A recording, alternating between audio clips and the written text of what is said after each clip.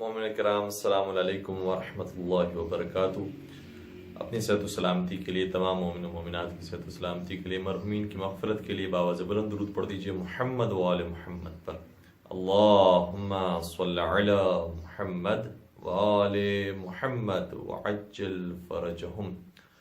اعوذ باللہ من الشیطان الرجیم، بسم اللہ الرحمن الرحیم، الحمد للہ رب العالمین، والصلاة والسلام على اشرف الانبیاء والمرسلین وخاتم النبیین سیدنا ومولانا ابی القاسم محمد۔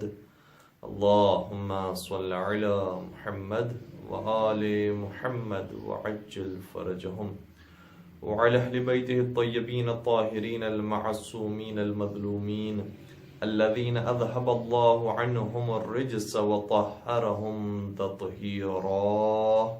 اللهم صل على محمد وآل محمد وعجل فرجهم ولعنة الله على أعدائهم أجمعين۔ أما بعد، فقد قال الله تبارك وتعالى في محكم كتابه المجيد وفرقانه الحميد، بسم الله الرحمن الرحيم، صبغۃ اللہ ومن احسن من اللہ صبغہ۔ درود پڑھ دیجئے محمد و آل محمد پر۔ اللہم صل علی محمد و آل محمد وعجل فرجہم۔ عزیزان گرامی قدر، سامعین محترم، منفرد رمضان اور منفرد ذمہ داریوں کے حوالے سے ہماری گفتگو جاری ساری ہے، اور کل کی گفتگو سے جن مومن و مومنات نے ہم سے کچھ سوالات کیے تھے، گرچہ کہ وہ ہمارے موضوع سے اتنے متعلق نہیں تھے، لیکن ہم ایک ایک جملہ ان کے بارے میں کہہ کر اپنی بات کو شروع کرتے ہیں۔ کسی نے امام زمانہ علیہ الصلوۃ والسلام کے حوالے سے معلوم کیا ہے اور ان کی سیرت کو جاننا چاہے۔ ظاہر سی بات ہے کہ امام زمانہ علیہ الصلوۃ والسلام ایک بہت مفصل موضوع ہے، اس کے اوپر اشروں کے اشرے درکار ہیں، اور بالخصوص آخری زمانے کے اندر زیادہ ہمیں تغدو ہونی چاہیے اور زیادہ جستجو ہونی چاہیے کہ امام زمان علیہ الصلوۃ والسلام کی سیرت کیا ہوگی، جب وہ ظہور فرمائیں گے تو ظہور کا زمانہ کیسا ہوگا، اور اس کے بعد ان کی حکومت کس طریقے سے قائم و دائم ہوگی، تاکہ ہم زمانے کے امام کے ظہور سے پہلے ساری تیاریاں مکمل کر چکے ہوں کہ جیسے ہی وہ تشریف لائیں ہم ان کی بیعت کرنے کے بعد ان کی اطاعت میں چلے جائیں۔ لیکن ایک بات جو آیت اللہ بہجت نے بیان فرمائی، ہم آپ سے شیئر کرنا چاہیں گے۔ جب کسی نے سوال کیا کہ یہ بتائیے کہ امام زمان علیہ الصلوۃ والسلام کے بارے میں آپ کیا فرماتے ہیں، تو آیت اللہ بہجت نے کہا کہ دیکھو، جو میں بات تم سے کہہ رہا ہوں وہ بات تم تک بعد میں پہنچتی ہے، امام تک پہلے پہنچ جاتی ہے۔ اگر تم اس طریقے سے زندگی گزار رہے ہو اور پہچان رہے ہو کہ زمانے کے امام تم سے اتنے قریب ہیں، تمہیں اتنا جانتے ہیں، تو پھر دیر نہیں ہوگی امام زمان علیہ الصلوۃ والسلام کے ظہور کے اندر۔ انشاءاللہ پروردگار زمانے کے امام کے ظہور میں تعجیل فرمائے اور ہمیں ان کے چاہنے والوں میں شمار فرمائے۔ دوسرا سوال 27 رمضان کے حوالے سے یا شب قدر سے متعلق ہے۔ انشاءاللہ جب شب قدر کی راتیں آئیں گی تو اس حوالے سے آپ کے بیان کرنے کی کوشش کریں گے۔ البتہ ایک جملہ اس حوالے سے یہ ہے کہ شب 27 رمضان ممکنہ شب قدر کے اندر شامل ہے، اور شب قدر کے اعمال اس رات بھی انجام دینے چاہیے جس طریقے سے برادران اہل سنت بھی انجام دیتے ہیں، لیکن ہماری روایات کے اندر شب 19، شب 21 اور شب 23 کی زیادہ فضیلت بیان ہوئی ہے، اور زیادہ امکان پایا جاتا ہے کہ ان 3 راتوں میں سے کوئی رات شب قدر کی رات ہو، اور اس میں بھی سب سے زیادہ احتمال 19 کے مقابلے میں 21 میں زیادہ ہے، اور 21 کے مقابلے میں 23 کی رات میں زیادہ احتمال پایا جاتا ہے کہ وہ ممکنہ شب قدر میں ہو۔ تو انشاءاللہ ان راتوں میں اعمال انجام دیں اور تمنا کریں کہ ہمیں سارا سال پروردگار اپنا نیک بندہ اور اپنا اطاعت گزار بندہ بننے کی توفیق عطا فرمائے۔ تیسرا سوال ہم سے جو کیا گیا ہے وہ نماز شب کے متعلق ہے، اور نماز شب الحمدللہ ماہ مبارک رمضان کی توفیل مومنین انجام دیتے ہیں، اور پروردگار سبھی کو نماز شب کا انشاءاللہ پابند قرار دے۔ نماز شب سے متعلق یہ سوال کیا گیا ہے کہ اگر کوئی شخص ابتدا میں 1 رکعت نماز شب سے آغاز کرنا چاہے اور اپنی روٹین بنانا چاہے اور اسے اپنی زندگی کا حصہ بنانا چاہے، تو کیا 1 رکعت نماز شب بھی ہو سکتی ہے؟ کیونکہ ہم نے پہلے کی گفتگو میں عرض یہ کیا تھا کہ اگر کوئی شخص 11 رکعت نماز نہیں پڑھ سکتا تو 9 رکعت پڑھے، 7 رکعت پڑھے، 5 رکعت پڑھے، 3 رکعت پڑھے. تو کیا اگر کوئی شخص 1 رکعت پڑھنا چاہے اور 1 رکعت سے اپنی عادت بنانا چاہے تو کیا 1 رکعت پڑھنے کی بھی اجازت ہے؟ تو آیت اللہ سستانی فرماتے ہیں کہ جی ہاں، نماز وتر سے بھی اگر آغاز لینا چاہیں تو صرف نماز وتر پڑھ کر بھی جو ثواب نماز وتر کا ہے وہ حاصل کر سکتے ہیں. اور نماز وتر کے اندر بھی مستحبات ہیں، اگر اسے بھی چھوڑنا چاہیں تو چھوڑ کر جو مختصر ترین نماز وتر ہے اگر اسے بھی پڑھنا چاہیں صرف واجبات کے حد تک تو بھی پڑھی جا سکتی ہے. اور اسی طریقے سے انہوں نے سوال یہ کیا ہے کہ اگر کوئی شخص آدھی رات کے بعد نہ پڑھ سکے نماز شب تو کیا پہلے پڑھ سکتے ہیں یا آدھی رات کا وقت 12 بجے کے بعد ہوتا ہے؟ تو گزارش یہ ہے کہ 12 بجے کے بعد ہمارے آپ کے ٹائمز کے حساب سے تو شاید آدھی رات ہو جاتی ہے اور اگلا دن داخل ہو جاتا ہے، لیکن شرعی اعتبار سے ایسا نہیں ہوتا. شرعی اعتبار سے آدھی رات اس وقت کہا جائے گا کہ جب ہم مغرب کے وقت کو اور فجر کے وقت کو درمیان سے ڈیوائیڈ کریں. یعنی فرض کیجئے کہ اگر مغرب کا وقت کسی جگہ پر 6 بجے ہو رہا ہے اور فجر کا وقت بھی، فجر کی اذان کا وقت بھی 6 بجے ہو رہا ہے، تو 6 اور 6 ملا کر 12 گھنٹے بنتے ہیں. اور اس کو اگر ڈیوائیڈ کیا جائے تو 6 اس کا ریزلٹ آئے گا، یعنی 2 حصوں میں اگر اسے تقسیم کیا جائے تو اس کا مطلب یہ ہوا کہ پھر ایسی صورت میں 12 بجے آدھی رات ہوگی.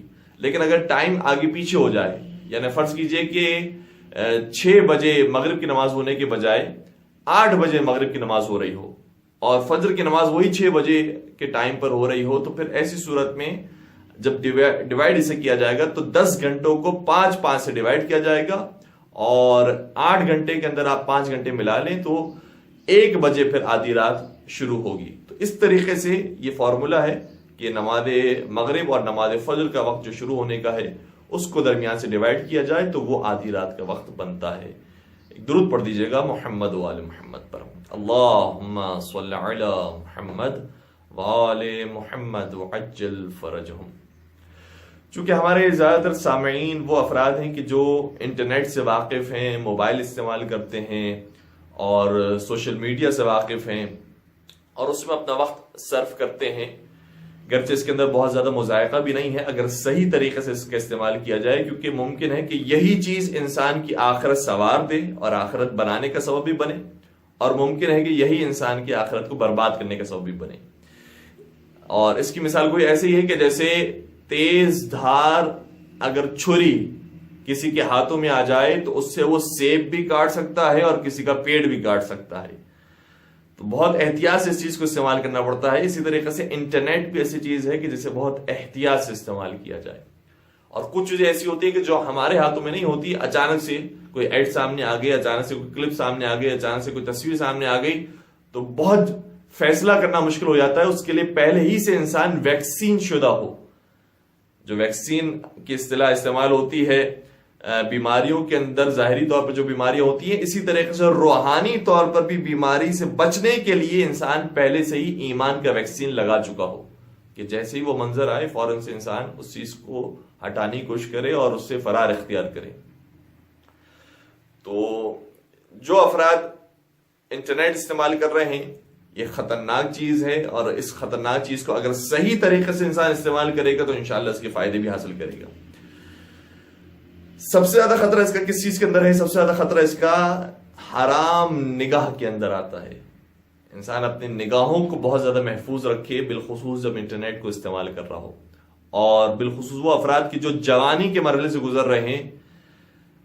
سب سے زیادہ بہتر طریقہ تو یہ ہے کہ جو مکمل حلال راستہ پروردگار نے دیا ہے اس حلال راستے کے لیے انسان تگ و دو کرے، اس کے لیے کوشش کرے اور انشاءاللہ شادی کے انتظامات کو مکمل کرنے کی کوشش کرے. لیکن جب تک وہ مہیا نہیں ہوئے ہیں، بہرحال انسان کو اپنے نفس کو بچانا چاہیے، شیطان کے وسوسے سے بچنا چاہیے. اس حوالے سے بھرپور کوشش جو انسان کر سکتا ہے اسے کرنے کی کوشش کرنی چاہیے. نبی اکرم حضرت محمد مصطفیٰ صلی اللہ علیہ وآلہ وسلم اللہم صلی علی محمد وآل محمد وعجل فرجہم ارشاد فرماتے ہیں کہ ان اخوف ما اتخوف علی امتی من بعد هذه المکاسب المحرمہ والشہوۃ الخفیہ والربا. فرمایا کہ مجھے میری امت پر میرے چلے جانے کے بعد جو سب سے زیادہ خوف ہوگا وہ 3 چیزوں کا ہوگا. اس میں نہ یہ فرمایا کہ مجھے نماز نہ پڑھنے کا خوف ہوگا، یا روزہ چھوڑ دینے کا خوف ہوگا، یا زکوٰۃ نہیں دیں گے اس کا خوف ہوگا، یا مسجدیں خالی ہو جائیں گی اس کا خوف ہوگا، یا ماہ رمضان کی پرواہ نہیں کریں گے اس کا خوف ہوگا. 3 چیزیں ایسی بیان کی جو آج شاید ہم اپنی آنکھوں سے محسوس کر رہے ہیں، دیکھ رہے ہیں. وہ کون سی چیز ہے؟ سب سے پہلی چیز فرمایا المکاسب المحرمہ. مجھے میرے چلے جانے کے بعد اپنی امت کے بارے میں حرام کمائی کا خوف ہے. یہ حرام کمائی حاصل کریں گے، اور حرام کمائی کے آج بہت سارے ذریعے ہو گئے ہیں. کتنی چیزیں شریعت میں حرام قرار دی ہے. یا تو انسان جانتا نہیں ہے، یا جانتا ہے لیکن اس کی پرواہ نہیں کرتا. اگر جانتا نہیں ہے تو جتنا انسان علم حاصل کر سکتا ہے، جو روزمرہ میں پیش آنے والے مسائل ہیں اس کا علم حاصل کرے، ان کو سیکھنے کی کوشش کرے. جیسے آیت اللہ سستانی فرماتے ہیں کہ بہت ساری جو انٹرنیٹ کی ٹرانزیکشن ہے، اگر وہ خیالی ٹرانزیکشن ہے یا حکومت نے اس کو منع قرار دیا ہے تو ان ٹرانزیکشن کو وہ استعمال نہ کرے، چونکہ وہ باطل سودے ہوتے ہیں. اسی طریقے سے رشوت جو بہت زیادہ عام ہو گئی، اور آج رشوت کے نام سے نہیں دی جاتی ہے. آج مسلمان جب رشوت دیتا بھی ہے یا لیتا بھی ہے تو تحفے کے نام پر لیتا ہے. اور یہ جو آج ہم نے بہانہ تراشا ہے، یہ کوئی پہلا بہانہ نہیں ہے. یہ 14 سال پہلے بھی لوگ اس طرح سے بہانے تراش کر رشوت دیا کرتے تھے یا رشوت دیا کرتے تھے. مولا متقیان امیر المؤمنین حضرت علی ابن ابی طالب علیہ الصلوۃ والسلام اللہم صل علی محمد وعلی محمد وعجل فرجہم، ان کے بارے میں ابن ابی الحدید معتزلی نے شرح نہج البلاغہ میں یہ بات لکھی. اور کیا کمال کی بات ہے، کہتے ہیں کہ علی مرتضیٰ بھی رسول خدا کی طرح صدقہ کسی سے نہیں لیتے تھے، لیکن ہدیہ وصول کیا کرتے تھے. چاہے وہ چھوٹا ہدیہ ہو چاہے وہ بڑا ہدیہ ہو، کسی کو رد نہیں فرماتے تھے. اور جس طریقے سے امام حسن مجتبی علیہ السلام کی سیرت میں ملتا ہے کہ غریبوں نے بھی اگر دعوت دی، جو روڈ پر فقیر بیٹھے ہوتے ہیں انہوں نے بھی دعوت دی، تو امام حسن مجتبی جو نواز رسول ہے، بڑی شان و شوکت تھی ان کی، لیکن اس کے باوجود بھی غریبوں کی دعوت کو رد نہیں فرمایا. اور پھر ان کے ساتھ جب شریک ہو گئے تو پھر یہ کہنے لگے کہ اب تم بھی ہماری دعوت کو قبول کرنا اور ہمارے گھر پہ تشریف لانا. کیا خوبصورت انداز ہے. تو جو نواز رسول کا کردار ہے وہی رسول اللہ کا کردار رہا ہوگا، اور وہی ان کے بابا حضرت علی مرتضیٰ کا کردار رہا ہوگا. اس لیے کسی کو بھی رد نہیں کرتے تھے کہ چھوٹا ہے، یہ حقیر سا تحفہ ہے، اس کی مجھے ضرورت نہیں ہے، اسے کسی اور کو دے دینا. تحفہ قبول فرمایا کرتے تھے، تعریف کیا کرتے تھے، بڑے دل سے خوش ہوا کرتے تھے. لیکن ابن ابی الحدید معتزلی یہ لکھتا ہے کہ ایک تحفہ وہ ہے کہ جو علی نے قبول نہیں کیا، اور وہ تحفہ ہے اشعث ابن قیس کا دیا ہوا تحفہ. اور اس کے بارے میں پوری روایت کتابوں کے اندر موجود ہے. اس کا ایک اشارہ نہج البلاغہ کے اندر آیا ہے. ظاہراً خطبہ نمبر 224 کے اندر یہ اشارہ موجود ہے کہ جب مولا کی حکومت ہے تو اشعث ابن قیس پر کوئی فیصلہ کرنا تھا اور اس کے اوپر کوئی الزام لگا. اگلے دن جب مولا کو اس کے بارے میں فیصلہ سنانا تھا تو وہ رات کی تاریکی میں بہترین حلوہ بنا کر مولا کی خدمت میں لے کر آیا.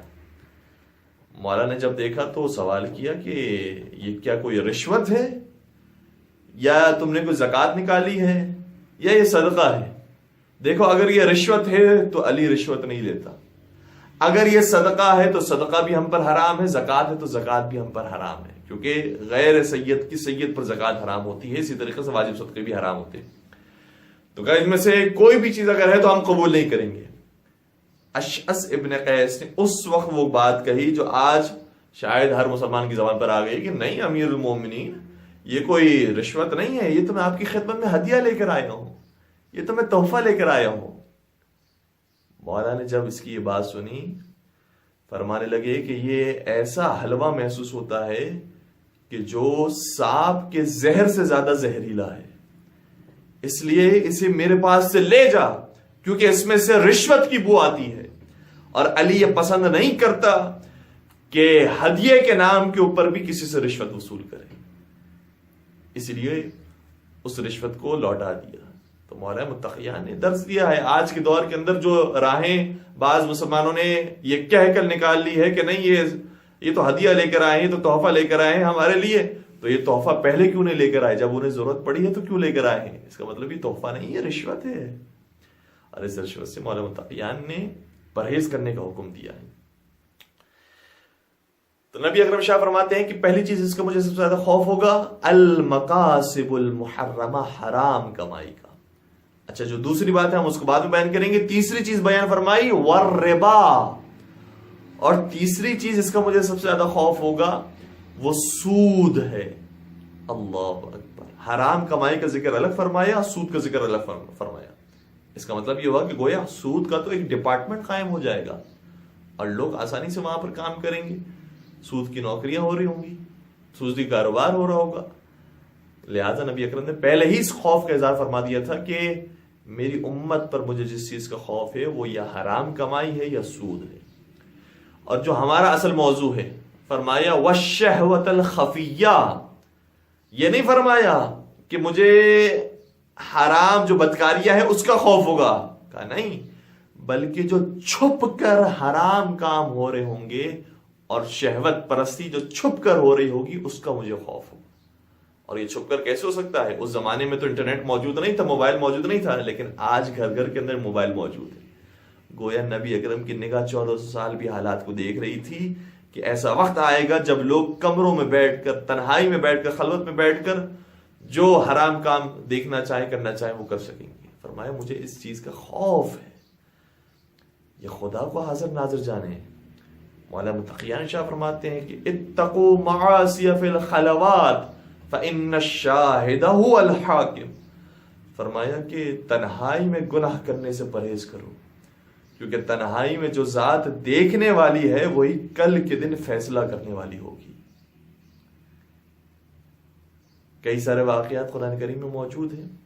حضرت یوسف علیہ السلام کی داستان، کیا خوبصورت طریقے سے حضرت یوسف علیہ السلام نے اپنے دامن کو بچایا، کوئی موجود نہیں تھا اور شاید کسی کو اطلاع بھی نہیں ہوتی، لیکن جانتے کہ خدا ہر جگہ دیکھ رہا ہے اور وہی فیصلہ کرنے والی ذات ہے۔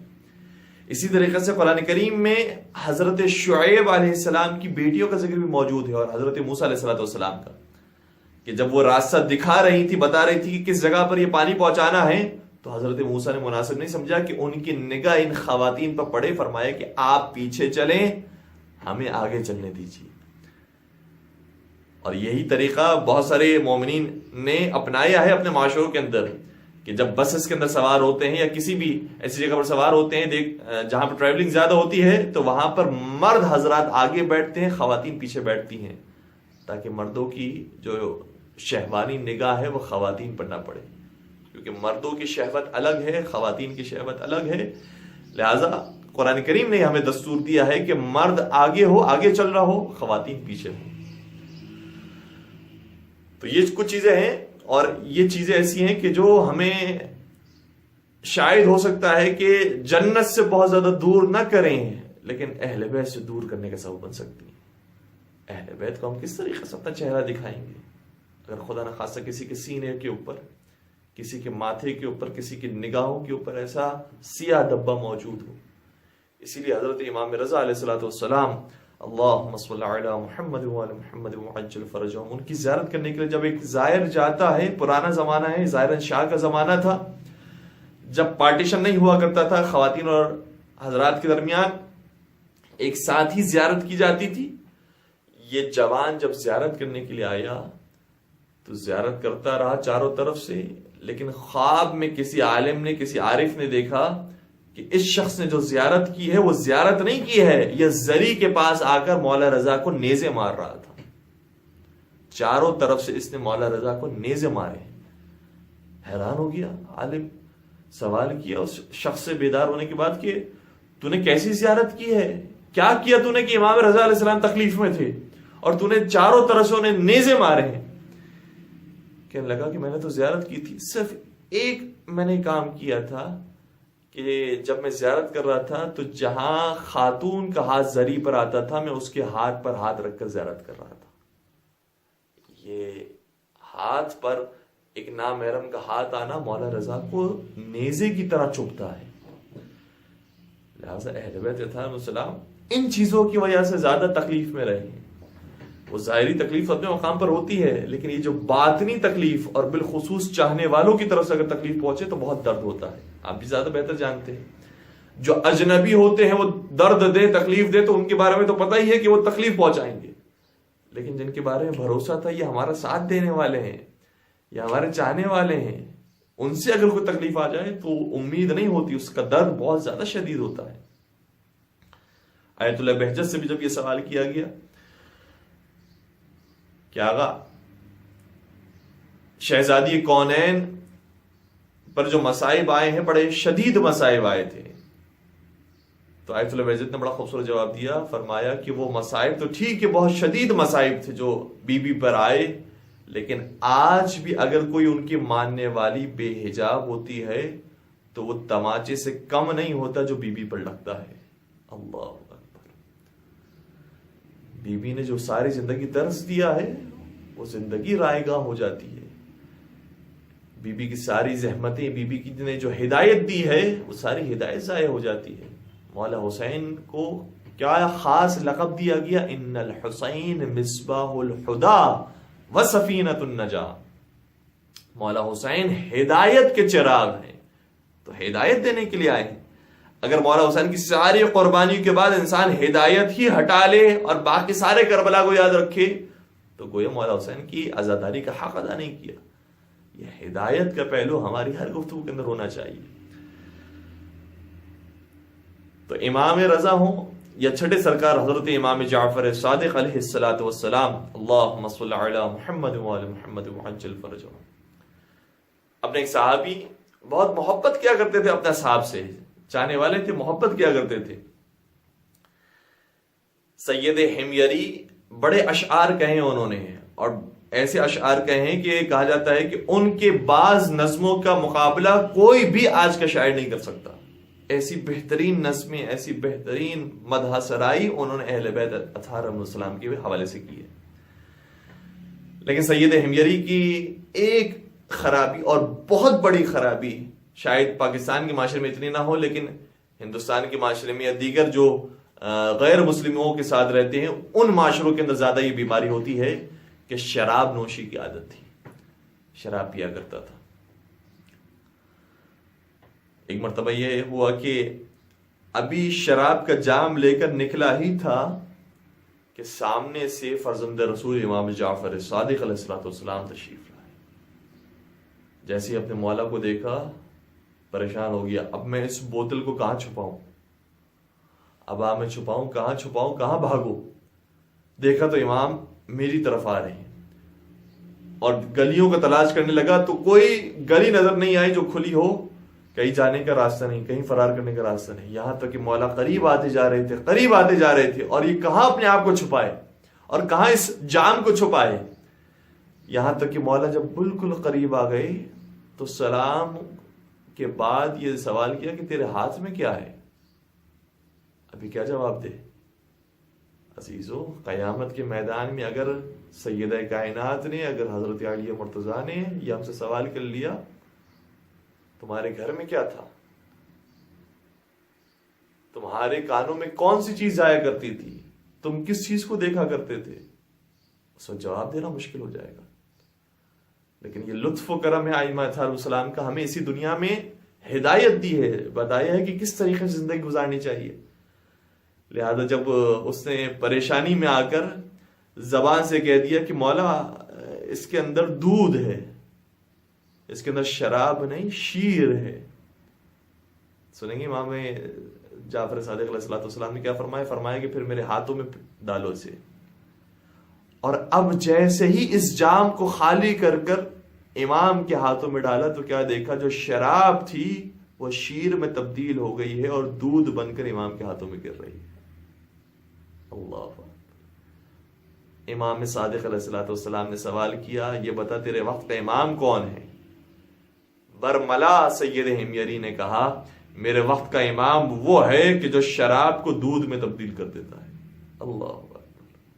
اور اس کے بعد سید حمیری نے توبہ کر لی اور سارے شراب کی جان توڑ دی. مولا کے سامنے شرمندگی ہوگی. ائمہ اطہار السلام نے امام باقر علیہ السلام، امام جعفر صادق علیہ السلام اللہم صلی علی محمد وآل محمد وعجل فرجہم بارہا فرمایا ہے کہ کون لنا زینا ولا تکون علینا شینا. دیکھو ہمارے لیے باعث عزت بننا. اگر کوئی تمہیں دیکھے تو کہے کہ ہاں دیکھو یہ ہے شیعہ علی، یہ ہے جعفری، یہ ہے حسینی، ایسے ہوتے ہیں حسین کے ماننے والے، ایسے ہوتے ہیں چھٹے سرکار کے ماننے والے. تمہیں دیکھ کر لوگ ہماری تعریف کریں. ایسا نہ ہو کہ تمہاری حالت ایسی ہو کہ لوگ تمہیں دیکھیں اور نعوذ باللہ ہم پر تف کریں. تو ہمارے لیے باعث زینت بننا، باعث ننگوار نہ بننا. اور اسی کے ساتھ ایک اور داستان بھی ہمیں ایک اور صحابی کی جن کا نام شقران تھا، شقرانی، ان کی بھی ملتی ہے. اور پھر امام نے ظاہراً اسے خط میں لکھا ہی ہے، خط میں لکھا ہی ہے، اس سے ملاقات بھی. اور یہ جملے شاہ فرمایا کہ دیکھو جو نیک کام ہوتے ہیں وہ ہر ایک سے سرزد ہوں تو نیک لگتے ہیں، لیکن اگر تم سے سرزد ہو تو صرف نیک نہیں لگتے بلکہ بہترین لگتے ہیں. اور برے کام ہر ایک سے سرزد ہو تو برے لگتے ہیں، لیکن اگر تم سے سرزد ہو تو برے نہیں لگتے، بدترین لگتے ہیں. ہماری نسبت اب ائمہ علیہ السلام کی طرف ہے. یعنی شاید عام مسلمان اگر کوئی گناہ کرتا ہے تو صحیح، اسے ایک گناہ کے بدلے ویسے ہی ایک عذاب دیا جائے گا، لیکن جس کی نسبت مولا حسین سے ہو، جس کی نسبت مولا علی سے ہو، اگر وہ پھر گناہ کرے تو پھر اس کا عذاب زیادہ سخت ہوگا. کہ تمہارے سامنے تو علی کا کردار تھا، مولا کا کردار تمہارے سامنے تھا، مولا کی زندگی تمہارے سامنے تھی، مولا کی سادگی تمہارے سامنے تھی، مولا کی اطاعت اور بندگی تمہارے سامنے تھی، اس کے باوجود بھی مولا کی پیروی نہیں کی، تو ہمارے لیے معاملہ ذرا سخت ہو جائے گا. اس لیے نوجوان انٹرنیٹ پر جو الحمدللہ نیک کام کر رہے ہیں، پروردگار ان کی توفیقات میں اضافہ فرمائے اور اسی شدت اور محبت کے ساتھ دین کا پیغام عام کرنے کی توفیق عطا فرمائے، بلکہ دین کے لیے نئے نئے آئیڈیاز لانے کی پروردگار انہیں توفیق عطا فرمائے. اور جو افراد خدا نہ خاصہ کسی جگہ پر روحانی طور پر مرض میں مبتلا ہو جاتے ہیں اور کہیں کوئی گناہ سرزد ہو جاتا ہے، تو پروردگار سب سے پہلے توبہ کرنے کی ہم سب کو توفیق عطا فرما اور اس برائی سے ہم سب کو محفوظ رکھنے کی توفیق عطا فرمائے. درود پڑھ دیجئے محمد و آل محمد پر. اللہم صلی علی محمد و آل محمد وعجل فرجہم. ایک حدیث جو ماہ مبارک رمضان کے حوالے سے بھی ہے اور چونکہ ہمارے موضوع سے ریلیٹڈ ہے لہٰذا آپ کی خدمت میں وہ بھی عرض کرنے کی کوشش کرتے ہیں. نبی اکرم حضرت محمد مصطفیٰ صلی اللہ علیہ وآلہ وسلم اللہم صلی علی محمد وآل محمد وعجل فرجہم ارشاد فرماتے ہیں، اور یہ روایت ہماری معتبر ترین کتابوں میں سے ایک کتاب من لا یحضر الفقی کے اندر موجود ہے.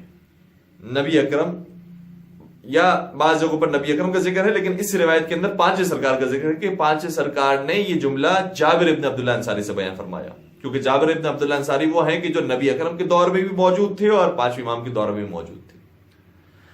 پانچویں امام نے جابر بن عبداللہ انصاری سے ارشاد فرمایا، یا جابر من دخل علیہ شہر رمضان فصام نہارہ وقام وردا من لیلہ وحفظ فرجہ ولسانہ وغص بصرہ وکف آذاہ خرج من ذنوبہ کیوم ولدتہ امہ.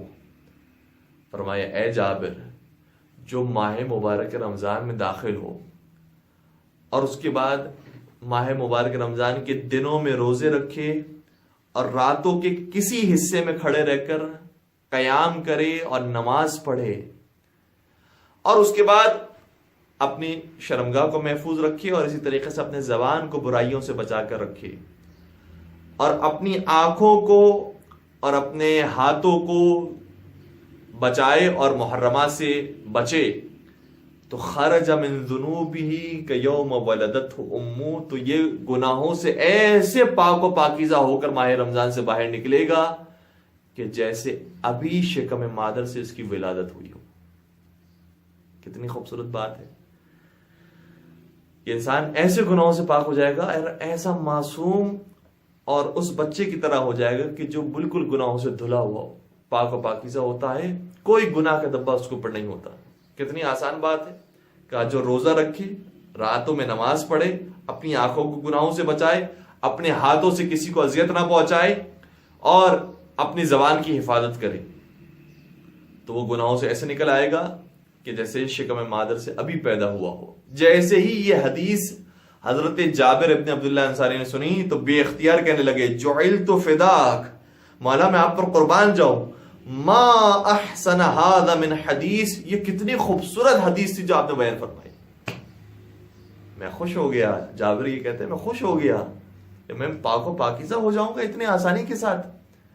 جیسے ہی جابر نے جملہ کہا، امام نے فرمایا قال ما اشد هذا من شرط، اے جابر تم یہ سمجھ رہے ہو کہ یہ بہت آسان باتیں ہیں جو ہم نے بیان کر دی ہیں، لیکن تم محسوس کرو یہ شرائط کتنی سخت ہیں کہ اگر ان شرائط پر عمل کرو گے تو پھر ایسے پاک و پاکیزہ ہو کر ماہ رمضان سے باہر آؤ گے۔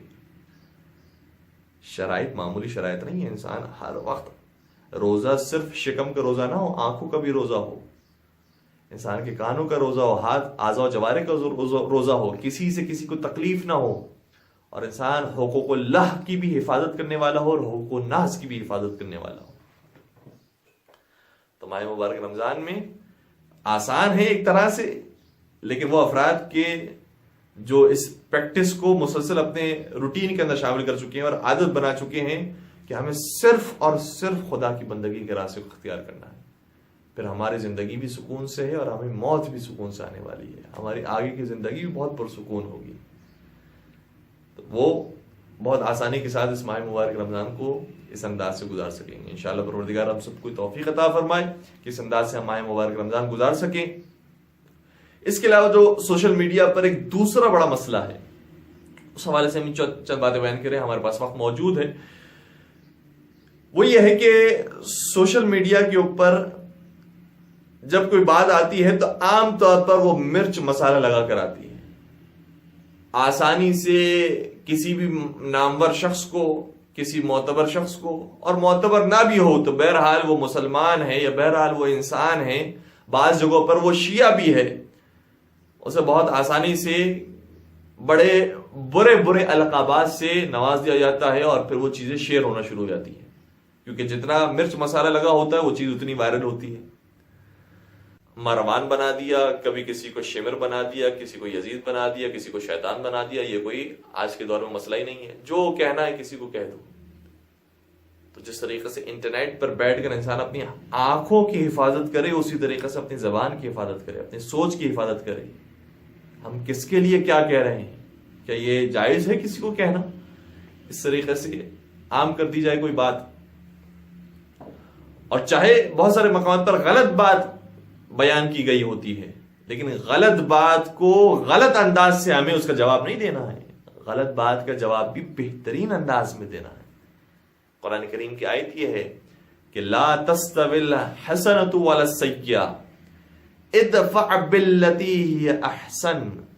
قرآن کریم یہ کہتا ہے کہ کبھی اچھائی کا مقابلہ برائی کر ہی نہیں سکتی، برائی کو برائی کے ذریعے اگر پلٹایا گیا تو یہ اس کا حل نہیں ہے۔ قرآن کریم یہ کہتا ہے ادفع باللتی ہی احسن، جب تم جواب دو تو نہ صرف یہ کہ اچھے انداز سے جواب دو، بلکہ یہ بیان فرمایا احسن، بہترین انداز سے اس کا جواب دو، یعنی جو بیسٹ راستہ ہو سکتا ہے انسان اس کو اختیار کرے، شائستہ ترین راستہ، بات تہذیب ترین راستہ، تاکہ پتہ چلے کہ یہ تہذیب محمد و آل محمد سے واقف افراد ہیں۔ چاہے ایسے نامور لوگوں کا تعلق جن سے غلطیاں ہوئی ہوتی ہیں، ان کا تعلق اہل سنت برادری سے ہو، ان کا تعلق غیر مسلموں سے ہو، جب انسان بات کرے، گفتگو کرے تو پتہ چلے کہ یہ امام جعفر صادق علیہ السلام کے مکتب کا شاگرد بول رہا ہے۔ چھٹے سرکار کے ایک صحابی تھے، بہت مشہور صحابی، حضرت مفضل ابن عمر، اور ان کا بڑا نام ہے، امام کے قریب ترین ساتھی میں ان کا نام شامل ہے، لیکن اس کے باوجود سیکھنے کے مرحلے کے اندر ہیں، بہت ساری چیزیں اب بھی سیکھنا باقی ہیں۔ چنانچہ ایک مرتبہ جب مسجد نبوی کے اندر داخل ہوتے ہیں تو کیا دیکھتے ہیں کہ مسجد نبوی کے اندر بیٹھ کر ایک ملحد شخص، یا کم از کم وہ شخص کہ جو رسول اللہ کی رسالت پر ایمان نہیں رکھتا ہے، وہ آ کر علل اعلان کہہ رہا ہے مسجد نبوی میں بیٹھ کر، ایک طرف قبر رسول موجود ہے، دوسری طرف منبر رسول موجود ہے، اور کہہ رہا ہے کہ لوگ نعوذ باللہ دھوکے میں آ گئے اور محمد مصطفیٰ کے فریب میں آ گئے. انہوں نے نبوت کا دعویٰ کیا اور انہوں نے بڑی آسانی سے مان لیا، ورنہ یہ معجزہ کون دکھا سکتا ہے؟ انسان جادو کے علاوہ کچھ نہیں کر سکتا. نعوذ باللہ مسجد کے اندر بیٹھ کر اس طرح کی کفریات وہ بک رہا تھا. اور جیسے جیسے اس کی گفتگو بڑھنے لگی، امام کا یہ صحابی سے جلال آ گیا، غیرت مند صحابی کھڑا ہو گیا اور کھڑے ہو کے کہنے لگا کہ چپ ہو جا اور آواز اپنی بند کر دے. کیا کفریہ باتیں تو اپنی زبان سے جاری کر رہا ہے، اور یہاں سے اسی وقت مسجد سے باہر نکل جا. جب اس تند انداز کو اس ملحد شخص نے دیکھا جس کا نام ابن ابی الاوجا ہے،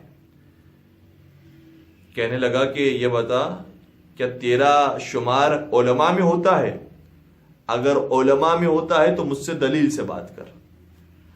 اگر تیرا شمار جاہلوں میں اور عوام میں ہوتا ہے تو تجھ سے میں بات کرنا پسند ہی نہیں کرتا. اور اگر تیرا شمار امام جعفر صادق علیہ السلام کے شاگردوں میں ہوتا ہے تو یہ ان کا انداز نہیں ہے جو تیرا انداز ہے. کیا عجیب تانا دیا. مفضل ابن عمر کہنے لگا کہ تو نے میرے امام کا نام اس انداز سے لیا؟ کیا میرے امام ہوتے تو کچھ اور کرتے؟ کہ ہم نے تیرے امام کے سامنے اس سے زیادہ سخت باتیں کہی ہیں، لیکن ان کا ظرف ایسا تھا کہ بڑے تحمل کے سے ساری باتیں سنتے رہے، اور ہماری ایسی کفریہ باتوں کو اس انداز سے سن رہے ہوتے تھے کہ ہم یہ سمجھنے لگتے تھے کہ شاید وہ ہماری بات مان چکے ہیں. لیکن جب ہماری ساری دلیلیں ختم ہو جاتی تو اس کے بعد وہ اپنی دلیلوں کا آغاز کرتے اور چھوٹے چھوٹے جملوں سے ایسے دریا بہا دیتے علم کے کہ ہماری ساری دلیلیں اس دریا کے اندر بہہ جاتی، اور ہمیں پھر یقین ہو جاتا کہ ہمارا کوئی بھی عقیدہ ان کی دلیل کے سامنے محکم نہیں ہے. اور ہماری بارہا گفتگو ہوئی ہے تمہارے امام جعفر صادق سے، لیکن انہوں نے کبھی بھی ہم سے سختی سے بات نہیں کی، کبھی بھی تندی سے کلام نہیں کیا، ہمیشہ پیار اور محبت سے جواب دیا. اور جب یہ آیا امام کی خدمت میں اور اس پورے واقعے کو بیان کیا تو امام نے یہی فرمایا، یہاں ہمارے گفتگو کا طریقہ یہ ہوتا ہے کہ ہم نرمی سے گفتگو کرتے ہیں. حضرت موسیٰ علیہ السلام اور حضرت ہارون علیہ السلام کو جب فرعون کے سامنے بھیجا گیا تو کیا کہا؟ قرآن کریم کی آیت ہے فَقُولَا لَهُ قَوْلًا لَيِّنًا. اے ہارون اور اے موسیٰ، جب تم فرعون کے سامنے جانا تو غصے میں بات نہ کرنا، قولا لینا، بڑی نرمی سے بات کرنا. فرعون سے بڑا کوئی کافر ہو سکتا ہے جو نہ صرف یہ کہ بتوں کی پرستش کرتا ہے بلکہ خود ہی اپنے آپ کو خدا بنا بیٹھا ہے. انا ربکم الاعلی کہتا ہے قرآن کریم کی آیت کے مطابق. وہ جو خود خدائی کا دعویٰ کرتا ہے اس سے بڑا کافر اور کون ہوگا؟ لیکن اس کے باوجود قرآن کہتا ہے کہ ان سے بھی نرمی سے بات کرو، کیونکہ راستہ یہی ہے ہدایت کی طرف لانے کا. انسان جتنی سختی دکھائے گا، جتنی تندی دکھائے گا، جتنا انسان برا بلا کہے گا اور لان تان کرے گا، سامنے سے ویسے ہی جواب آئے گا.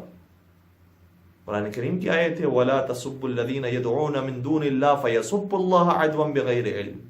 خبردار، جو کافروں کے مشرکوں کے جھوٹے معبود ہیں ان کو بھی برا بلا نہ کہو، کہیں وہ تمہارے سچے خدا کو برا بلا نہ کہیں بغیر علم، کیونکہ ان کے پاس تو علم نہیں ہے. وہ تو جذبات میں آ کر، تعصب میں آ کر تمہارے خدا کو برا بلا کہہ دیں گے. اس لیے انسان کی پالیسی وہ ہونی چاہیے کہ جو محمد و آل محمد علیہ الصلوۃ والسلام کی پالیسی رہی. اور یہ بات بھی جو قرآن کریم بیان کی کہ اے موسیٰ اور اے ہارون تم جانا تو بات بہت نرمی سے کرنا. یہ بات قرآن نے بعد میں کہی ہے، پہلے حضرت موسیٰ علیہ السلام نے وہ دعا مانگی تھی. کون سی دعا؟ مشہور دعا میرے ساتھ دیجیے گا. حضرت موسیٰ علیہ السلام نے دعا مانگی کہ رب اشرح لی صدری ویسر لی امری واحلل عقدۃ من لسانی یفقهوا قولی واجعل لی وزیرا من اہلی ہارون اخی. قرآن کریم میں کہتا ہے حضرت موسیٰ علیہ السلام نے ہاتھ پھیلا کر دعا مانگی. یعنی اگر کوئی تبلیغ کے مرحلے میں داخل ہونا چاہتا ہے، کہیں پر امر بالمعروف کرنا چاہتا ہے، نہی عن المنکر کرنا چاہتا ہے، لوگوں کو صحیح راستہ دکھانا چاہتا ہے، نیک کام کے راستے پر آیا ہے اور نیک پوسٹ سینڈ کر رہا ہے، تو دیکھنا چاہیے کہ کیا یہ پوسٹ ویسی ہے کہ جو تہذیب محمد والے محمد کے مطابق ہے یا نہیں.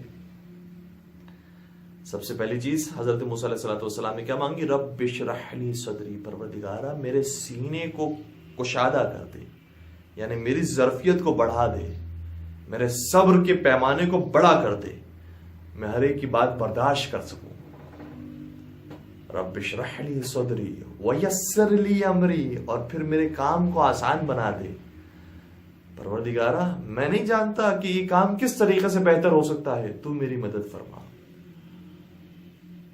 اور پھر آگے فرمایا وَيَسِّرْ لِي أَمْرِي وَاحْلُلْ عُقْدَةً مِّن لِّسَانِي، پروردگار میری زبان میں جو بندھن ہے اور جو رکاوٹ ہے اس رکاوٹ کو کھول دے اور ہٹا دے. تو کبھی کبھار انسان کے راستے کے اندر رکاوٹیں آتی ہیں، انسان پہچان نہیں پاتا کہ میں کیا کروں. پروردگار سے دعا طلب کرے یفقہوا قولی، تاکہ لوگ میری بات سمجھ سکیں. ہمارا اگر کوئی دینی پوسٹ سینڈ کر رہے ہیں یا کسی دینی بات کا ہم جواب دے رہے ہیں تو کبھی بھی اس کا مقصد نہیں ہوتا کہ ہم تعصب کا شکار ہو رہے ہیں، تعصب یا جذبات کے اندر آ کر ہم کوئی بات کہہ رہے ہیں. ہمیں دین پھیلانا ہے، محمد والے محمد کا مذہب عام کرنا ہے، قرآن و حدیث کو بیان کرنا ہے. یہ اگر عام کرنا ہے تو پھر وہی راستہ انسان اختیار کرے جو قرآن و حدیث کے مطابق ہو، اور انسان یہ دعا کرتے رہے کہ میں وہ کام کروں جس کے بعد لوگ میری بات سمجھ سکیں. ایسا نہ ہو کہ میری بات سے غلط مفہوم لے لیں اور غلط راستے کی طرف چلے جائیں. تو دعا طلب کرنا اور اس کے بعد صحیح روش کو انسان اختیار کرے. اور پھر حضرت موسیٰ علیہ السلام نے جس روش کو اختیار کیا، سورہ نازعات کے اندر وہ آیت موجود ہے. ظاہراً یہ جملے ہیں کہ حل لک الی ان تزکا، اے فرعون کیا تو یہ پسند نہیں کرتا کہ ہم تجھے رشد کی طرف ہدایت کریں، تجھے تیری ترقی کے راستے کی طرف لے کر جائیں؟ کیا تو یہ پسند نہیں کرتا؟ یہ بھی کتنا خوبصورت انداز ہے. یہ نہیں کہا کہ اے فرعون چل اب رشد اور ہدایت کے راستے کی طرف اور ترقی کے راستے کی طرف، یہ نہیں فرمایا. یہ فرمایا کیا تو یہ پسند نہیں کرتا، یعنی سوالیہ انداز ہے. دیکھیں فرق پڑتا ہے اگر انسان کبھی کسی چیز کو مانگے لیکن سوالیہ انداز میں، کسی چیز کو بتائے لیکن سوالیہ انداز میں. اگر انسان کے پاس فرض کیجئے کہ کھلے پیسے نہ ہو تو ایک طریقہ یہ ہوتا ہے لوگوں سے کہنے کا کہ بھائی کھلے پیسے دے دیجئے، تو شاید وہ کہے گا کہ نہیں ہمارے پاس نہیں ہے. لیکن اگر ہم اسی سے اس طرح سے مانگے کہ کیا آپ کے پاس کھلے پیسے ہوں گے، تو اس کا دل زیادہ آمادہ ہوگا ہماری مدد کرنے کو. اور شاید اگر ہم یہ کہیں تو اور بھی زیادہ آمادہ ہو جائے گا مدد کرنے کو کہ بھائی کیا کوئی طریقہ ہے کہ میرے پاس جو پیسے ہیں وہ کھلے ہو جائیں، تو وہ اور ہیلپ کرنے کے لیے تیار ہوگا. تو انسان اپنی بات کو کہے، سمجھائے، لیکن کبھی کبھار سوالیہ انداز اختیار کرنا پڑتا ہے. خود بچوں کی تربیت کرنے کے لیے یہ طریقہ اختیار کرنا پڑتا ہے کہ کیا یہ بہتر نہیں تھا کہ آپ اس طرح سے کام کرتے. کبھی ماں باپ سے اس طرح سے گفتگو کرنی چاہیے کہ کیا یہ بہتر نہیں تھا کہ ہم اس انداز سے اس کام کو انجام دیتے. تو سوالیہ انداز میں ہم جب بات کرتے ہیں تو سامنے والا ہمارا ہمدل ہو جاتا ہے، ہمارا ہمدرد بن جاتا ہے، ہمارا ساتھی ہو جاتا ہے، ہماری ہیلپ کرنے کے لیے تیار ہو جاتا ہے. تو یہ طریقہ قرآن کریم کے مطابق ہے. اگر ہم کسی پوسٹ کو دیکھتے ہیں کہ جس کے اندر ناشائستہ الفاظ استعمال ہوئے ہیں، اس پوسٹ کو تبدیل کر کے شائستہ انداز میں دلائل کے ساتھ اس کا جواب دینے کی کوشش کی جائے. یہ محمد والے محمد کا طریقہ ہے. چھٹے سرکار حضرت امام جعفر صادق علیہ السلام اللہم صلی علی محمد وآل محمد وعجل فرجہم، ان کے سامنے ایک اور صحابی آئے جن کا نام حمزہ طیار ہے. طیار توئیں والا ہے، یہ تے والا تیار نہیں جو اردو زبان میں استعمال ہوتا ہے. وہ تیار تو ہمیشہ رہتے تھے لیکن ان کا لقب تھا طیار. طیار کا مطلب ہوتا ہے عربی زبان میں پرواز کرنے والا، اور شاید اسی روایت کی وجہ سے انہیں حمزہ طیار کہا جاتا تھا. وہ پرواز کیا کرتے تھے. کون سی جگہ پرواز کیا کرتے تھے؟ روایت میں سماعت فرمائیے گا. آئے امام کی خدمت میں کہنے لگے کہ بلغنی، مجھ تک یہ خبر پہنچی ہے کہ ظاہراً یہ جملہ ہے کہ انک کرہت مناظرۃ الناس، مولا آپ پسند نہیں کرتے کہ ہم لوگوں سے مناظرہ کریں. اس کا مطلب یہ ہوا کہ امام نے گویا یہ ذہنیت قائم کی تھی کہ دیکھو ہر ایک سے مناظرہ نہیں کرنا، ہر ایک سے بحث نہیں کرنا، کیونکہ بہت ساری چیزیں انسان بحث سے لوگوں کو نہیں سکھا رہا ہوتا جتنا اپنے اخلاق سے، اپنے کردار سے سکھا رہا ہوتا ہے۔ نبی اکرم نے جو 40 سال زندگی گزاری ہے اور اس کے بعد کی بھی جو زندگی گزاری ہے، اس میں کتنے لوگ ایسے تھے کہ جن کو دلائل سے قانع کیا ہے، اور کتنے ایسے تھے جن کو اخلاق کے ذریعے اپنا بنا لیا ہے۔ کتنے ایسے تھے کہ جو نبی اکرم کو نبی نہ ہونے کے باوجود یا نبی نہ ماننے کے باوجود بھی صادق اور امین کہا کرتے تھے۔ یہ صادق اور امین کہنے والے کون ہیں؟ یہ مسلمان ہیں کیا؟ یہ کافر ہیں جو نبی اکرم کو صادق اور امین کہتے ہیں؟ اس کا مطلب نبی اکرم نے وہ کردار پیش کیا ہے کہ لوگ خود بخود نبی اکرم کی طرف مرغوب ہو گئے اور نبی اکرم کو صادق اور امین کہنے پر مجبور ہو گئے۔ تو چھٹے سرکار کی خدمت میں حمزہ تیار اور کہنے لگے کہ مولا کیا آپ نے منع فرمایا ہے کہ ہم مناظرہ نہ کریں؟ امام نے شاہ فرمایا ہاں ہم نے منع تو کیا ہے، لیکن ہم پسند کرتے ہیں کہ تم جیسے افراد مناظرہ کریں۔ کیوں مناظرہ کریں؟ اب اس کے اندر وجہ بیان فرمائیں۔ کیا اس لیے ہم پسند کرتے ہیں کہ تم جیسے افراد مناظرہ کریں کیونکہ تم جب مناظرہ کرتے ہو تو ایسی پرواز اڑتے ہو کہ جانتے ہو کہ تمہیں دوبارہ زمین پر کیسے آنا ہے، تم آسمان پر جانا بھی جانتے ہو اور زمین پر اترنا بھی جانتے ہو، یعنی گویا تم اپنی حدود سے واقف ہو۔ کہیں تم مناظرے کے اندر آپے سے باہر نہیں ہو جاتے، تمہیں معلوم ہے کہ شرعی حدود کیا ہیں، تمہیں معلوم ہے عقائدی حدود کیا ہیں، تمہیں معلوم ہے کہ فقہی حدود کیا ہیں، تمہیں معلوم ہے کہ اخلاقی حدود کیا ہیں۔ تم اسی حدود میں رہ کر پرواز کرتے ہو اور انہی حدود میں رہ کر زمین پر آ جاتے ہو۔ لہٰذا ہم پسند کرتے ہیں کہ تم جیسے افراد لوگوں سے مناظرہ کریں، اور اسی وجہ سے ان کو تیار کہا گیا کہ یہ پرواز ایسے کیا کرتے تھے کہ جو شرعی حدود کے مطابق ہو۔ مولانا نے پسند فرمایا کہ انسان گفتگو کرے، حق بات کو بیان کرے، لیکن حق بات کو خوبصورت انداز میں بیان کرے۔ اور کسی نے کیا خوب کہا کہ خوبصورت بات کہنا اور ہوتا ہے اور خوبصورت بات کو خوبصورت انداز میں بیان کرنا اور ہوتا ہے۔ یہ ائمہ علیہ السلام نے سکھایا ہے کہ بات بھی خوبصورت ہو اور خوبصورت انداز میں بیان کی جائے، دلائل کے ساتھ بیان کی جائے، تہذیب کے ساتھ بیان کی جائے، تاکہ معلوم ہو کہ ہمارا تعلق مکتب محمد و آل محمد سے ہے۔ درود پڑھ دیجیے گا محمد و آل محمد پر، اللہم صلی علی محمد و آل محمد وعجل فرجہم۔ تو قرآن کریم میں بے شمار اور نمونے موجود ہیں کہ کس طریقے سے گفتگو کی جانی چاہیے۔ ادعو الی سبیل ربک بالحکمت والموعظۃ الحسنہ وجادلہم باللتی ہی احسن۔ کیا خوبصورت انداز ہے جو قرآن کریم نے اختیار کیا۔ بس اسی آیت کے ترجمے پر ہم بات کو مکمل کریں گے، مسائل کے چند جملے عرض کریں گے۔ قرآن کریم یہ کہتا ہے کہ لوگوں کو خدا کے راستے کی طرف لے کر آؤ، لیکن کس انداز سے؟ بالحکمہ، حکمت کی باتوں سے۔ یہ حکمت کی باتیں کون سی باتیں ہیں؟ یہ حکمت کی باتیں وہ ہیں کہ جو کسی دین، کسی مذہب، کسی قوم، کسی فرقے سے تعلق رکھتا ہو، حکمت کی باتیں ہر ایک کو پسند آتی۔ اور مولانا متقیان کے نہج البلاغہ کے اندر جو کلمات حکمت کا حصہ ہے، جسے ہم کلمات قصار بھی کہتے ہیں، ان حکمت کی باتوں کو کم از کم ہم لوگوں کے درمیان منتشر کریں تو لوگوں کو پتہ چلے کہ علی مرتضیٰ کی ذات کا نام ہے۔ پھر آگے قرآن کریم نے کہا بالموعظۃ، اور موعظہ بالموعظۃ الحسنہ یا والموعظۃ الحسنہ، اور بہترین موعظے اور نصیحت کے ذریعے لوگوں کو اللہ کے راستے کی طرف لے کر آئیں۔ اور یہ بھی نہج البلاغہ کے اندر موجود ہے اور دیگر ائمہ علیہ السلام کے کلام کے اندر موجود ہے کہ لوگوں کو نصیحت کی تو بہترین انداز میں نصیحت کی، اور پھر وجادلہم باللتی ہی احسن، اور جب لوگوں سے بحث کرو، مجادلہ کرو تو وہ بھی بہترین انداز میں ہو۔ یعنی یہ نہیں کہا کہ وہ ایک اچھے انداز میں ہو، کہا نہیں ہی احسن، بلکہ بیسٹ انداز میں، جو سب سے شائستہ ترین انداز ہے اس انداز سے انسان گفتگو کرے۔ انشاءاللہ پروردگار اسی انداز سے جو انداز قرآن کریم میں بیان کیا ہے ہم سب کو گفتگو کرنے کی اور علوم محمد و آل محمد کام کرنے کی انداز سے توفیق عطا فرمائے۔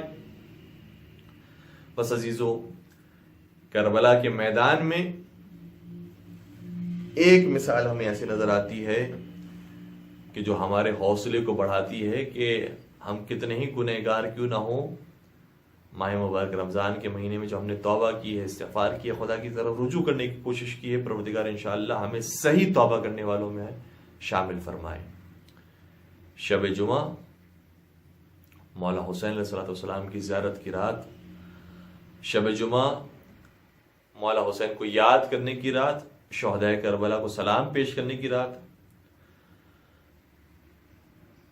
ایک مثال ایسی ہے کربلا کے میدان میں جس نے بتا دیا ہے کہ مولا حسین انسان کتنا ہی بڑا گنہگار کیوں نہ ہو، اگر حسین کے در پر آ جائے تو نہ صرف یہ کہ حسین اسے معاف فرما دیتے ہیں بلکہ مولا اسے اپنا بھائی بنا لیتے ہیں۔ بھائی کسے کہا جاتا ہے؟ مولا حسین کے بھائی ہوں تو حضرت عباس سے علمدار ہوتے ہیں۔ بھائی ہر ایک کو لقب نہیں دیا جاتا، لیکن ہاں حضرت حور علیہ السلام نے یہ لقب پایا ہے۔ پہلے تک کتنی کوتاہیاں جناب حور سے ہوئی تھی، راستہ روکا تھا مولا حسین کا، یہاں تک کہ مولا حسین کے اوپر پانی بند کرنے والوں میں بھی جناب حور کا نام شامل ہے، اور حور اس وقت تک تو جناب حور بھی نہیں ہوئے تھے، ابن زیاد کی فوج میں عمر سعد کے لشکر میں تھے۔ یہاں تک کہ 7 محرم کی تاریخ آ گئی، پانی بند ہو گیا، خیموں کو دور لگانے کا حکم دے دیا گیا، اب بھی حور عمر سعد کے لشکر میں۔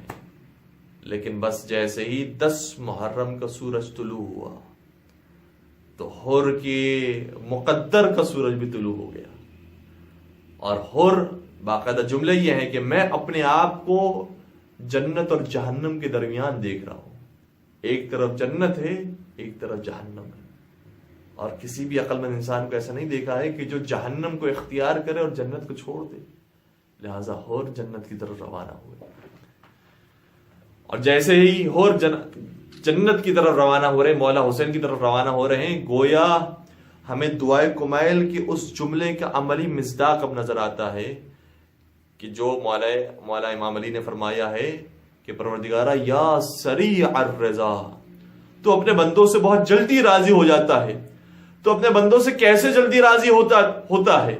دنیا میں کوئی اس کی مثال موجود ہے تو شاید خدا کی طرف سے آواز آئے گی، ہاں دنیا میں ہمارا ایک نمائندہ موجود ہے جو تمہیں بتائے گا اگر تم سچی توبہ کر لو تو ہم کتنا جلدی تم سے راضی ہو جاتے ہیں، اور اس نمائندے کا نام حسین ابن علی، فرزند زہرا، فرزند رسول خدا۔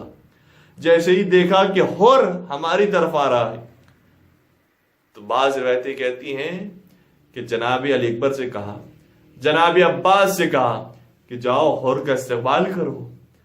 حور دیکھتے نہیں کہ تلوار بغیر آ رہا ہے، دیکھتے نہیں تلوار اس کے ہاتھوں میں موجود نہیں، دیکھتے نہیں اس کی آنکھوں پہ پٹیاں ہیں، وہ پشیمانی کے ساتھ آ رہا ہے، اور جیسا جیسا حور قریب آتا رہا، حور کا بیٹا بھی اس کے ساتھ تھا۔ دل کہتا ہے یہ کہا ہوگا بابا حضرت عباس آپ کو لینے کے لیے آ گئے، حضرت علی اکبر آپ کو لینے کے لیے آ گئے، حبیب ابن مظاہر آپ کو لینے کے لیے آ گئے، اور اب کیا کہا کہ نواز ہے رسول فرزند زہرا آپ کو لینے کے لیے آ گئے۔ جیسے اپنے آقا اور مولا کا نام سنا، اپنے آپ کو حسین کے قدموں میں گرا دیا، اور صرف ایک جملہ کہا، کائنات کا سب سے بڑا گنہگار آپ کی بارگاہ میں توبہ کرنے کے لیے آیا ہے، کیا اس گنہگار کی توبہ قبول ہو سکتی ہے؟ مولا نے صرف یہ نہیں فرمایا اور ہم نے تمہیں معاف فرما دیا، بلکہ یہ بھی فرمایا نہ صرف میں نے معاف کیا، میرے بھیا نے بھی معاف کیا، میرے بابا علی مرتضیٰ نے بھی معاف کیا، میری ماں فاطمہ زہرا نے بھی معاف فرمایا، میرے نانا رسول خدا نے بھی معاف فرمایا، اور اس کے بعد کہنے لگے انت حر فی الدنیا والآخرہ، اے حر تو دنیا میں بھی آزاد ہے، تو آخرت میں بھی آزاد ہے۔ اس کے بعد ایک اور جملہ کہا، جملے سخت سے سختر ہونے لگے، حر کا کلیجہ باہر آنے لگا۔ مولا نے فرمایا انت اخی فی الدنیا والآخرہ، حر تو دنیا میں بھی میرا بھائی، آخرت میں بھی میرا بھائی ہے۔ بس یہ جملے سننا تھے، حر سے رہا نہ گیا، کہا مجھے اب اپنے اوپر قربان ہونے کی اجازت دیجیے۔ جناب حر چلے، بہترین جہاد کیا، مولا حر کے لاشیں پر آئے، کیا دیکھا کہ سر زخمی ہے، خون جاری ہے، اور خون رکتا نہیں، وہ رومال نکالا جسے رومال سیدہ کہا جاتا ہے، اور اس گنہگار کی پیشانی پر باندھا کہ جو توبہ کر چکا تھا، گویا یہ توبہ کا سامان فراہم کرنا تھا۔ فرشتوں میں سے سوال نہ کرنا، یہ سیدہ کا عزادار ہے، یہ سیدہ کا غلام بن کر تمہارے پاس آیا ہے۔